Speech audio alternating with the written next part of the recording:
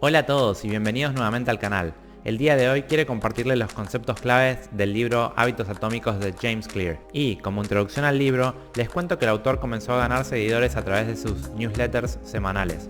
Eventualmente, alcanzó tantos seguidores que compartían su trabajo que se hizo muy conocido, y en 2017 decidió lanzar una plataforma de aprendizajes en las cuales asociaciones y ejecutivos de compañías Fortune 500 han participado de estos entrenamientos. El concepto principal del libro es lograr desarrollar pequeños hábitos de manera constante que te llevarán a alcanzar cosas que ni siquiera hubieras podido imaginar. A la larga, la calidad de nuestra vida estará definida por este tipo de hábitos. Aquellos hábitos que en principio pueden parecer pequeños o poco significativos nos harán lograr resultados extraordinarios si tenemos la voluntad y la constancia de mantenerlos. Pasemos entonces al contenido, donde primero veremos los principios fundamentales y luego entraremos en los 4 pasos y las 4 leyes del cambio de conducta. Allá vamos. El capítulo 1 presenta los principios fundamentales que sirven como base para el método de 4 pasos de la generación de hábitos. Aquí se define la agregación de ganancias marginales, que nos dice que si logra ser mejor un 1% cada día durante un año, terminará siendo 37 veces mejor al finalizar el periodo. Pequeños hábitos determinan la diferencia entre la persona que eres y la persona que podrías ser. Y el éxito es el producto de nuestros hábitos cotidianos, no de transformaciones drásticas que se realizan una vez en la vida. Los hábitos parecen no generar ningún resultado hasta que se alcanza un punto crítico, un umbral que desencadena un nivel superior de desempeño. Y aquí entra en juego otro concepto clave, el de meseta de potencial latente. Es aquella etapa que tienen que superar los hábitos para empezar a ver resultados. Por ejemplo, si colocamos un hielo en una habitación caliente y lentamente empezamos a subir la temperatura, veremos cómo en principio el hielo no se derrite, pero una vez que llega a cierto punto de temperatura, el hielo comenzará a derretirse y veremos los resultados. El tercer concepto clave es el de olvidarse las metas y concentrarse en los sistemas, ya que las metas son el resultado a obtener y los sistemas son los procesos que sigues para alcanzar estos resultados. Las metas son buenas para establecer una dirección, mientras que los sistemas son mejores para realizar verdadero progreso. El propósito de definir metas consiste en convertirse en ganador una única ocasión, mientras que el propósito de construir sistemas consiste en seguir participando en el juego. En el capítulo 2, el autor hace énfasis en la manera en que los hábitos moldean la identidad y esa identidad apalanca el hábito en sí mismo. Lo apropiado es construir hábitos basados en cambios de identidad. Preguntémonos, ¿quién queremos llegar a ser? La diferencia entre decir, no gracias, estoy tratando de dejar de fumar, y de decir, no gracias, no soy fumador, es sumamente importante, ya que las conductas no congruentes con el yo no serán duraderas. Es muy difícil cambiar un hábito sin cambiar las creencias, y el verdadero cambio de conducta es un cambio de identidad. El hecho de construir hábitos es igual a un proceso de convertirse en la persona que eres. Se trata de una evolución gradual, cambiamos poco a poco, y la manera más práctica de cambiar quién eres es cambiar lo que haces. Ahora sí, llegando al capítulo 3, el autor nos muestra los 4 pasos para construir mejores hábitos. Y nos indica que un hábito es una conducta que se ha repetido el suficiente número de veces para convertirse en una acción automática. Son soluciones confiables a problemas recurrentes que surgen a nuestro alrededor. Los hábitos reducen la carga cognitiva y liberan la capacidad mental del trabajo, lo cual permite amplificar la atención consciente a otras tareas. Los 4 pasos para generar hábitos es 1. Señal, es decir, darse cuenta de cuál será la recompensa. Desencadena el proceso en tu cerebro que indica determinada conducta. 2. El anhelo, es decir, desear obtener la recompensa. Es la fuerza motivacional detrás de cada hábito. El deseo sin anhelo implicaría que no tendríamos razones para actuar. 3. Respuesta, es decir, obtener la recompensa. El hábito que realizas depende de cuán motivado estés y cuánta tensión o resistencia esté asociada con la conducta. Si una acción particular requiere mayor esfuerzo del que estás dispuesto a invertir, no la realizarás. 4. La recompensa. Es la meta final de cada hábito. Nos sirve para 2 propósitos. Nos satisface y nos recompensa. Cierran el circuito de retroalimentación y completan el ciclo de los hábitos, indicándonos qué cosas resultan valiosas y cuáles no. Y a su vez, existen 4 leyes del cambio de conducta. Es el marco de referencia para que podamos utilizar estos 4 pasos para diseñar así hábitos correctos y eliminar aquellos hábitos perjudiciales. La primera ley consiste en hacer lo obvio. Con suficiente práctica, tu cerebro aprenderá a detectar las señales que predicen ciertos resultados sin que tengas que pensar en ello de manera consciente. Una vez que se vuelven automáticos, dejamos de prestar atención a lo que estamos haciendo. Antes de construir nuevos hábitos de manera efectiva, necesitamos tener nuestros hábitos actuales bajo control. Para ello, podemos implementar algo llamado el registro de los hábitos.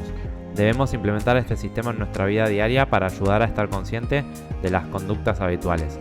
Podemos valernos de una lista de hábitos diarios. Por ejemplo, despertar, apagar la alarma, revisar la alarma, ir al baño, bañarme, etc. Una vez que hemos armado la lista, analizaremos cada conducta una a una y definiremos si se trata de un hábito bueno, un hábito malo o uno neutral. Y esto dependerá de las metas que estemos persiguiendo. Al comenzar, no es necesario realizar ningún cambio de hábitos. La meta será solamente tomar conciencia sin juzgar. El proceso de cambio siempre inicia al tomar conciencia. En el capítulo 5, el autor nos comparte la mejor manera de empezar un nuevo hábito y nos define algo que se llama intención de implementación. Y esto consiste en un plan que se establece de antemano para definir cuándo y dónde se va a actuar. Es decir, cuando se dé la situación X, realizaré la respuesta Y. El objetivo es darle a los hábitos un tiempo y lugar para habitar este mundo. La meta es lograr que el tiempo y el lugar sea tan obvio que luego de repetir hábitos un cierto número de veces, sientas la urgencia de hacer lo correcto en el momento correcto, a pesar de que no puedas explicar por qué lo haces. Cuando se trata de desarrollar hábitos, puedes utilizar la interconexión de conductas a tu favor. Una de las mejores maneras de desarrollar un nuevo hábito consiste en tomar un hábito que ya realizas de manera diaria y luego colocar tu nuevo hábito sobre el anterior. Esto se denomina la estrategia de acumulación de hábitos. Otra de las herramientas que podemos utilizar para hacerlo obvio es el ambiente. El ambiente es la mano invisible que moldea el comportamiento humano. Ciertas conductas tienden a generarse una y otra vez bajo ciertas condiciones del ambiente. Hablar en murmullo en una iglesia o actuar precavido en calles con poca luz. Cuando las señales que desencadenan un hábito son demasiado sutiles o están escondidas, son fáciles de ignorar. Cuando creamos señales visuales que son muy evidentes, podemos, en cambio, enfocar nuestra atención al hábito deseado. Por ejemplo, si queremos tocar la guitarra más a menudo, la podemos colocar en el centro de la sala de estar. Cada hábito se inicia mediante una señal. Somos más proclives a notar señales que se destaquen. Haz que las señales para los buenos hábitos sean obvias dentro de tu ambiente. Gradualmente tus hábitos se empezarán a asociar, no solo con un disparador aislado, sino con todo el contexto que rodea a cierta conducta. El contexto mismo se convierte en la señal. Por otro lado, si queremos reducir o eliminar hábitos negativos, podemos hacer uso de una inversión de la primera ley. Es decir, en lugar de hacerlo obvio, debemos hacerlo invisible. Uno de los métodos más prácticos para eliminar un hábito negativo es reducir la exposición a la señal que lo causa. Por ejemplo, si no logramos avanzar con el trabajo, podemos dejar el celular en otra habitación por unas horas. Si estás jugando demasiados videojuegos, desconecta la consola y guárdala en un armario luego de usarla. Es decir, elimina la señal y el hábito completo se desvanece. Es más fácil evitar la tentación que resistirla, y una de las maneras más prácticas de eliminar un mal hábito consiste en reducir la exposición a la señal que lo desencadena. La segunda ley del cambio de conductas es hacerlo atractivo. Si queremos aumentar las posibilidades de que una conducta ocurra, entonces necesitamos hacerlo atractivo. La dopamina es uno de los protagonistas más importantes del proceso de formación de hábitos, ya que los hábitos son un circuito de retroalimentación conducido por la dopamina, y cuando la dopamina se incrementa, lo mismo ocurre con la motivación para actuar. La dopamina se libera no solo cuando experimentamos placer, sino cuando lo anticipamos, y es precisamente esta anticipación de la recompensa, y no su obtención, lo que hace que nos pongamos en acción. La anticipación de una experiencia suele sentirse mejor que su obtención, y esto se denomina la diferencia entre desear y gustar. La estrategia de acumulación de tentaciones trabaja mediante la unión de una tarea que quieres hacer con una tarea que necesitas hacer. Por ejemplo, queremos ver o escuchar un programa, pero necesitamos ir al gimnasio. Por ende, podemos combinar escuchar el programa solamente cuando vayamos al gimnasio. La familia y los amigos también juegan un papel clave en el proceso de formación de hábitos. Las personas no eligen sus primeros hábitos, sino que imitan lo que ven a su alrededor. Imitamos los hábitos de 3 grupos en particular, y cada grupo ofrece una oportunidad para hacer nuestros hábitos más atractivos. 1. Los grupos de personas cercanas. Copiamos la manera en que nuestros pares hacen las cosas, y entre más cerca estemos de alguien, mayor será la tendencia a imitar algunos de sus hábitos. Únete a un ambiente donde A. Tu hábito deseado sea un comportamiento normal y cotidiano, y B. Haya gente donde ya tienes algo en común de antemano. El segundo grupo que tendemos a imitar son aquellos grupos numerosos, es decir, imitar a la mayoría. Siempre que no estemos seguros de cómo actuar, observamos al grupo cercano para definir nuestra conducta. Por lo regular, se trata de una buena estrategia, pero también tiene sus inconvenientes. Debido a la enorme presión social del grupo, los individuos pueden omitir utilizar herramientas más eficientes solo por el hecho de encajar, Preferimos estar equivocados y pertenecer que estar en lo correcto pero solos. La mente humana quiere llevarse bien con los otros, está en nuestra naturaleza. El tercer grupo es el grupo de los poderosos. Todos los humanos persiguen el poder, el prestigio y el estatus. Aquellos con estas cualidades generalmente tienen acceso a más recursos y se tienen que preocupar menos por su supervivencia. Una vez que nos integramos a un grupo, empezamos a buscar maneras de destacar. Tratamos de imitar a aquellos que tienen éxito porque nosotros también lo deseamos. Como último concepto, dentro de la segunda ley, hacerlo atractivo, entra en juego la emoción, que es aquello que hace que etiquetemos las cosas como buenas, malas o indiferentes. En las ocasiones en que un hábito satisface un motivo de manera exitosa, desarrollamos un deseo o anhelo que te lleva a repetirlo. Los hábitos son atractivos cuando los relacionamos con sentimientos positivos y son poco atractivos cuando los relacionamos con sentimientos negativos. Crear un ritual motivacional, haciendo algo que disfrutemos mucho, justo antes de hacer un hábito que nos cuesta trabajo, ayuda a construir ese hábito. ¿Cómo programar tu cerebro para disfrutar de los hábitos felices? Aprender a asociarlos con experiencias positivas. Por ejemplo, debemos cambiar el debo hacer X tarea por el tengo la oportunidad de hacer X tarea. De esta manera cambiará tu percepción de la misma y es mucho más probable que la logres hacer. Y es justamente hablando de esto que me gustaría aprovechar la oportunidad para pedirles que si les está gustando el contenido, se suscriban a mi canal. Esto es completamente gratis y les permitirá ser notificados cada vez que publique un nuevo contenido. Desde ya les agradezco y ahora sí continuamos con el contenido. La tercera ley del cambio de conducta consiste en hacerlo sencillo. Hay dos conceptos que parecen similares pero realmente son distintos: ponerse en marcha versus actuar. Ponerse en marcha consiste en planear, establecer estrategias y aprender. Esto no produce resultados, solamente es un bosquejo de ideas. Mientras tanto, actuar te conduce a un resultado puntual. Por ejemplo, escribo un artículo.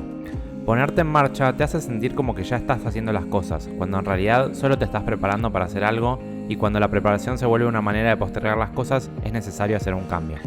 Para dominar un hábito, la clave es empezar con la repetición del mismo, no con la perfección. La manera más fácil de aprender es practicar, no planear. Enfócate en actuar realmente versus solo ponerte en marcha. Cuanto más repitas una actividad, más cambiará tu estructura mental para volverse eficiente en dicha actividad.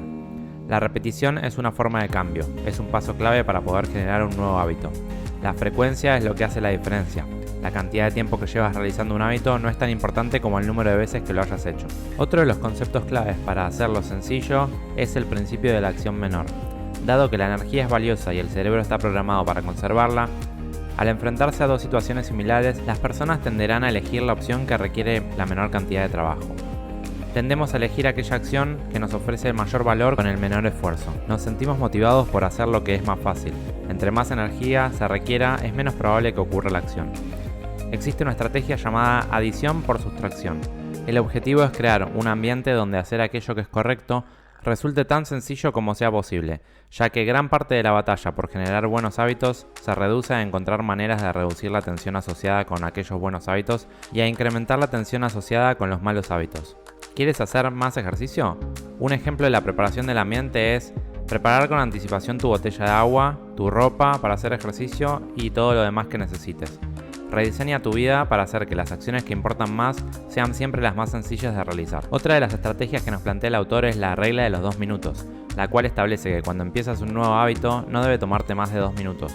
Es común tratar de empezar por lo grande en lugar de lo fácil y lo pequeño. Cuando soñamos hacer un cambio, la emoción nos domina y terminamos tratando de hacer demasiadas cosas en poco tiempo.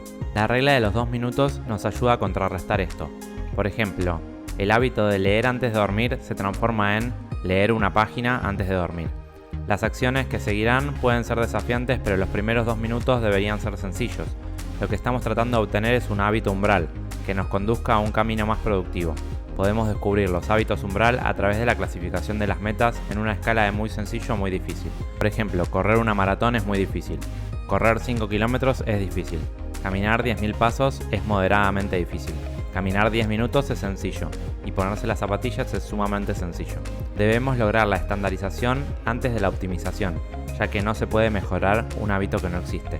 Consigue que el inicio sea sencillo y el resto se dará de manera natural. Otra de las estrategias que nos brinda el autor para hacerlo sencillo es el mecanismo de compromiso. Es una elección que haces en el presente para controlar tus acciones en el futuro. Es una manera de asegurar tu conducta futura atándote a los buenos hábitos. permiten tomar ventaja de las buenas intenciones antes de caer víctimas de la tentación. Por ejemplo, si estás tratando de perder peso, comprar comida en envases individuales en lugar de grandes puede ser una buena estrategia para evitar consumir de más. La mejor manera de terminar con un mal hábito es convertirlo en algo impráctico, aumentar la tensión y la resistencia hasta que ya no se tenga opción de actuar. Automatizar los hábitos es otra de las mejores maneras de asegurar nuestro comportamiento futuro. Algunas acciones rinden frutos una y otra vez. Estas acciones que se toman una vez en la vida requieren un poco de esfuerzo al principio, pero luego adquieren valor agregado con el tiempo. Por ejemplo, relacionado a la nutrición y a las finanzas, adquirir un filtro de agua puede ser una muy buena idea para reducir nuestro consumo en el supermercado y al mismo tiempo para incentivarnos a tomar más agua, que resulta más saludable para nuestro organismo. Usar la tecnología para automatizar tus hábitos también es otra de las maneras más confiables y efectivas de garantizar un comportamiento apropiado. Cada hábito que ponemos en manos de la tecnología libera tiempo para que lo pongamos al servicio de nuestra siguiente etapa de crecimiento. Por ejemplo, programar visitas al médico y definir recordatorios automáticos es una buena estrategia. O ahorrar para el retiro mediante descuentos automáticos del pago de tu salario puede ser muy efectivo. La cuarta y última ley del cambio de conducta es hacerlo satisfactorio. Somos más proclives a repetir una conducta cuando la experiencia es satisfactoria. El placer le enseña a nuestro cerebro que una conducta vale la pena ser repetida. En la antigüedad, la pasta de dientes o la goma de mascar no venían en sabores atractivos, lo que hacía que la gente no se sintiera incentivada por comprar el producto. Una vez que las marcas entendieron cómo hacer que la experiencia de uso fuera positiva, lograron aumentar exponencialmente sus ventas. De manera contraria, si una experiencia no es satisfactoria, tenemos menos razones para repetirla. Dado que el sistema humano aún no ha evolucionado para el sistema de recompensas retardado, es decir, cuando las recompensas no llegan automáticamente, y que los hábitos justamente es difícil que muestren recompensas a corto plazo, lo fundamental para que un hábito permanezca consiste en buscar formas de sentirse exitoso, aunque sea en forma modesta. El sentimiento de éxito es una señal de que tu hábito rindió frutos y de que valió la pena el esfuerzo. Es por ello que al principio necesitamos una razón para mantenernos en el camino. Aquí las recompensas inmediatas son indispensables, manteniéndote emocionado mientras las recompensas retardadas se acumulan en el fondo. El reforzamiento es el proceso de utilizar una recompensa inmediata para estimular, haciendo satisfactoria una conducta e incrementando así las posibilidades de repetirla. Eventualmente, conforme las recompensas intrínsecas se van haciendo presentes, te dejarás de preocupar por perseguir las recompensas secundarias. Entre más un hábito se vuelva parte de tu vida, menos necesitarás un estímulo externo para mantenerlo. Por otro lado, una de las mejores maneras de medir el progreso es utilizando el historial de hábitos, el cual es una manera sencilla de medir si cumpliste con el hábito. El método más sencillo consiste en conseguir un calendario y marcar con cruces los días en los que seguiste tu rutina. Uno de los sentimientos más satisfactorios es el sentimiento de estar progresando. Nunca romper una cadena de hábitos es un mantra muy poderoso. Lo importante es ponerte a trabajar todos los días y agregar algo a la cadena. No concentrarse en cuán bueno es algo o tampoco si se siente inspirado o no. Simplemente continuar trabajando todos los días. El historial de hábitos tiene una serie de beneficios, por ejemplo. El historial de hábitos es obvio, crea una señal visual que nos recuerda que debemos actuar. El historial de hábitos también es atractivo, ya que es inherentemente motivante porque nos ayuda a ver el progreso que hemos estado haciendo y que no queremos dejar de hacer. El tercer beneficio es que es satisfactorio, porque produce un sentimiento de satisfacción registrar otra marca de avance en nuestro hábito. Indefectiblemente, en algunas ocasiones especiales como una enfermedad o un problema, podemos llegar a interrumpir un hábito. Para recuperarnos rápidamente, cuando esto ocurra, la primera regla es que nunca debes dejar que te pase 2 veces consecutivas. El primer error nunca es el que te arruina, es el espiral de errores repetidos que lo sigue. Perder algo una vez es un accidente, pero perderlo 2 veces es el principio de un nuevo hábito. Cuando la gente exitosa falla, se recupera rápidamente. Y el problema no es fallar, el objetivo es recuperarse rápidamente. Como último concepto, la cuarta ley de hacerlo satisfactorio también puede ser invertida para lograr interrumpir un mal hábito. La versión invertida se llama hacerlo insatisfactorio, lo cual hace menos probable repetir un mal hábito si este es doloroso o insatisfactorio. El dolor es un maestro muy poderoso. Si un fracaso es doloroso, se arregla. Si un fracaso es prácticamente indoloro, se ignora. Si queremos prevenir los malos hábitos y eliminar conductas poco sanas, añadir un costo instantáneo a la acción es una excelente manera de reducir sus posibilidades. Por ejemplo, los clientes pagan su cuenta a tiempo cuando tienen un cargo adicional por retrasarse, o los alumnos se presentan a clase cuando su calificación depende de la asistencia. Hacemos grandes sacrificios y esfuerzos para evitar el dolor inmediato. Hay una manera directa y simple de agregar un costo inmediato a cualquier hábito. Crear algo llamado contrato de hábitos. Un contrato de hábitos es un acuerdo de manera verbal o escrita en el que establecemos nuestro compromiso de cumplir un hábito en particular, así como el castigo que ocurrirá si no lo cumplimos. Por ejemplo, Thomas Frank, que es un empresario en Colorado, ha creado un tweet programado por si no se despierta a las 5:55 am cada mañana, que lo hace quedar en ridículo frente a sus seguidores y también le cuesta dinero, ya que ofrece un pago si ellos hacen clic en el tweet.